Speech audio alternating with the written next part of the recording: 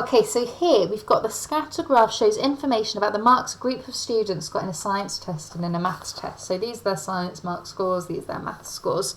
Then, Jamie got a mark of 34 in the science test. Fine. So let's just first of all find where 34 would be here.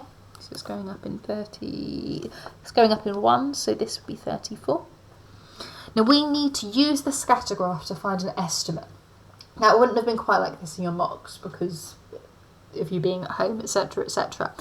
But in your actual GCSE, this is super important. You have to draw the line of best fit on your scatter graph.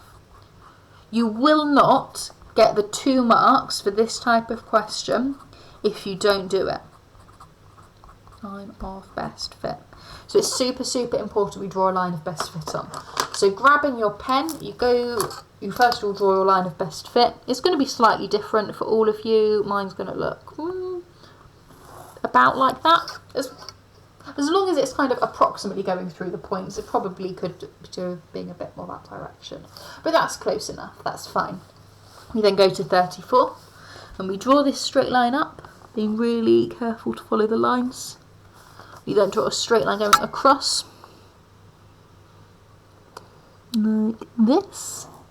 And so when we do so, we end up with the maths test mark being this number here, which is 41. Now, all of your lines of best fit will be slightly different, and that's okay, and that will mean you'll end up with a slightly different answer here. And that's fine, but as I say, it's really important that you pay attention to this bit because you will not get 2 marks for this question if you just write down the answer. They have to see this here in order to get both marks.